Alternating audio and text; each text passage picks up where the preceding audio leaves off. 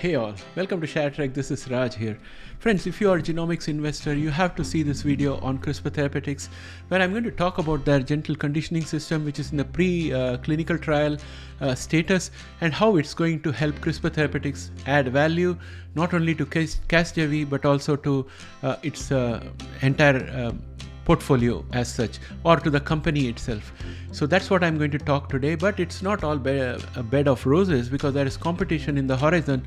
There are at least 2 more companies which are attempting exactly the same approach but for a different indication.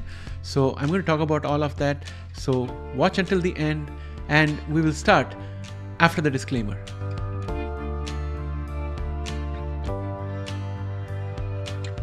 Welcome back, friends.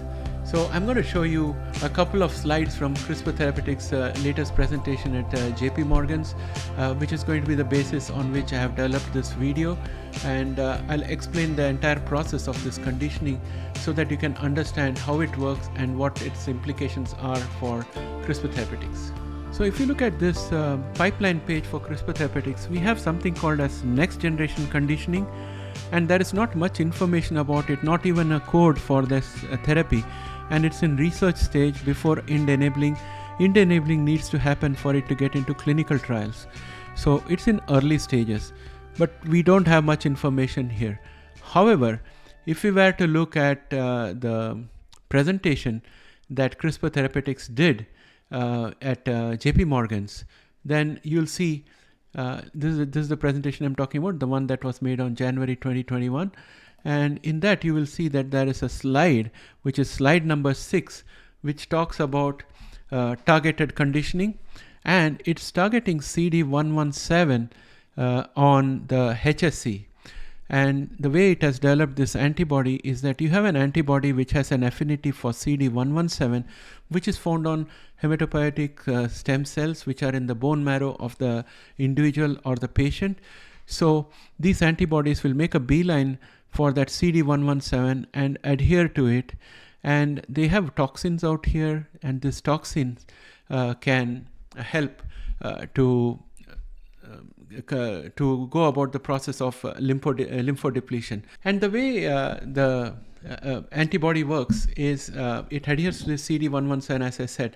So what is the CD117? What is this HSC? So HSC are hematopoietic stem cells which can mature, differentiate into different types of blood cells, and they can go into the bloodstream. But in order for them to do all of those things, they need to bind to something called as SCF, that is called as stem cell factor. And stem cell factor is manufactured by different cells within the bone marrow as well as in other parts of the body. And once CD117 on the HSC adheres to a SCF, then the SCF starts giving specific instructions to the HSC, which enables it to prevent self-destruction, that is apoptosis. It suppresses the apoptosis, thereby prolonging the life of the stem cell. It stimulates the stem cells to multiply and populate the bone marrow. And the third thing it does is that it promotes the desire to diversify and become different types of blood cells, and to go into the bloodstream. So it does all of those things. So if this binding between CD117 and SCF is prevented some way, then what would happen is that the HSC will not mature, it will not diversify, it will not get into the bloodstream, and it will wither and die and vacate a space in the bone marrow. So the CD117 based antibodies, what they could do is they could go and adhere to CD117, so that the CD117 is now already blocked, and SCF cannot find CD117 to adhere to and do all its magic. So that's the way things are supposed to work. But now in this case, what happens is that I found that there are 2 other candidates in the market which are working on CD117. One of them is JSP 191 from Jasper Labs, and the other one is AMG 191 from Amgen. Now, I went to the website of Jasper Labs as well as Amgen, but there is no mention of JSP 191 or AMG 191. However, I have some reliable websites who are conducting the clinical trial. I'm going to show you those pages right now. That's where I found these candidates and how they work. And they are almost identical, but they are for different condition. Let me take you to those pages. As you can see here in this page, this is from Memorial Sloan Kettering Cancer Center. It's a reputed place. And they are talking about a phase 1 study of AMG 191 given before transplant to patients with severe combined immunodeficiency, or SCID. Here is what it says, how it's going to work. The study will assess the treatment that is expected to cause fewer side effects than standard chemotherapy.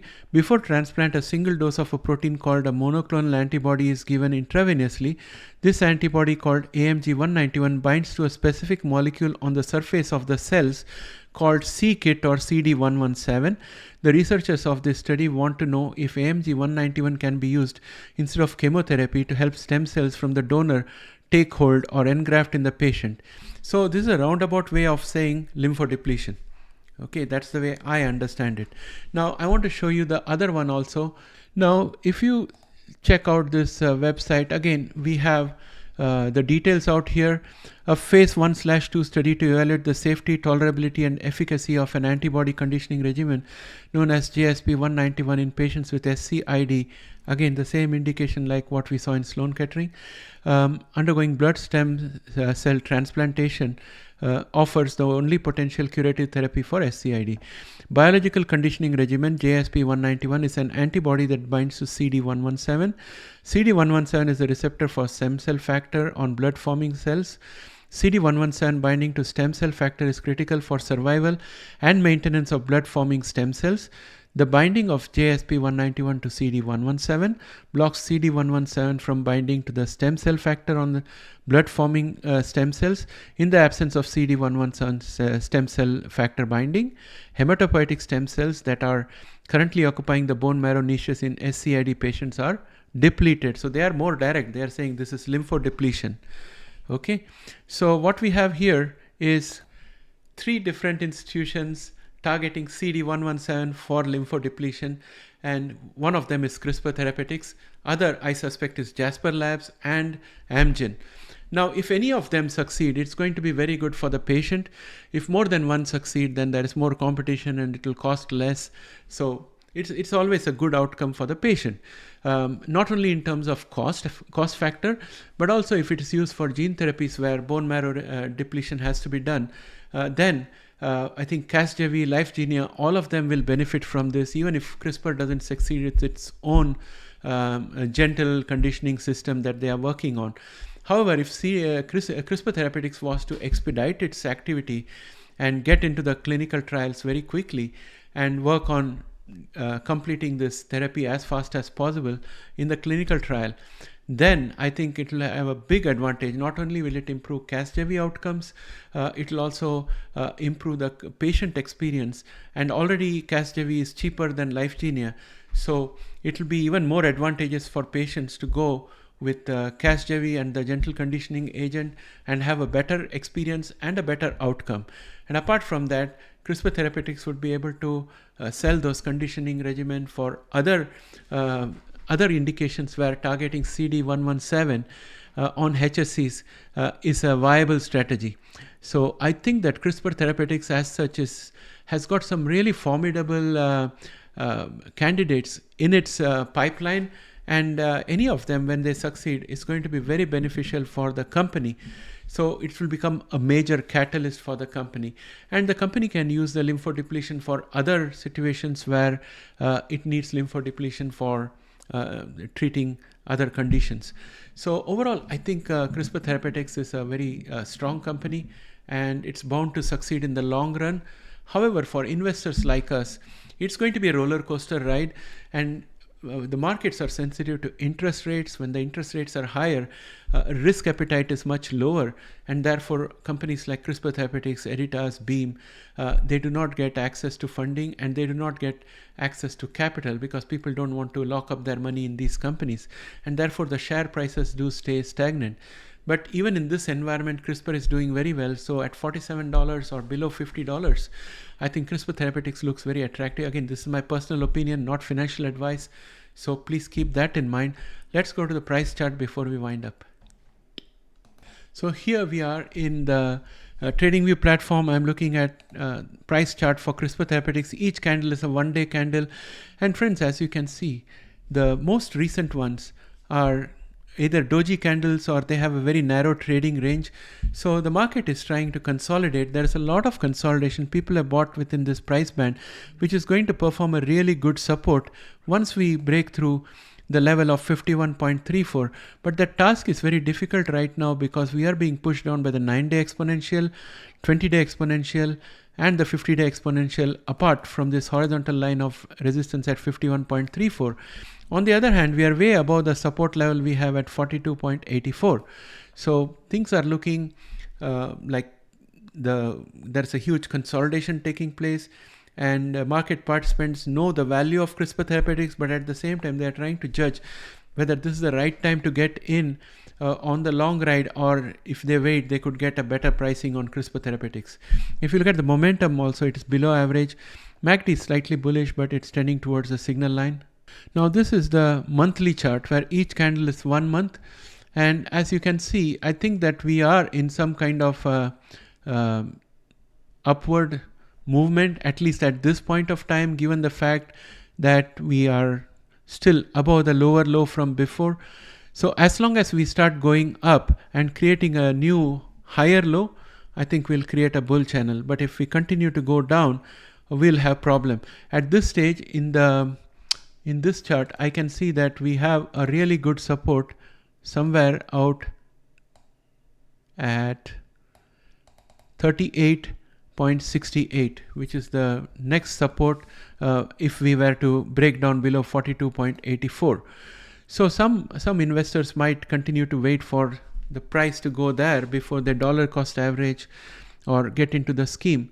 But at this point of time, I think the interest rate news is the earliest catalyst that we can get.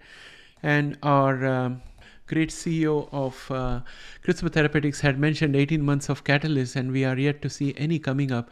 So I'm expecting that anytime now we should have some catalyst. So either the interest rate catalyst comes first or some other news from Crispr Therapeutics.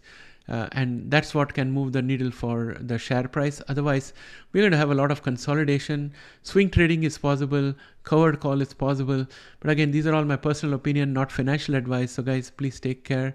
And I would like to hear from you what you think about this video. And would you like to see more of these kind of detailed videos where I talk about the technology and how it's going to benefit the company and its share price? With that, my friends, I'd like to bring this video to an end. Thanks and have a great day, and bye for now.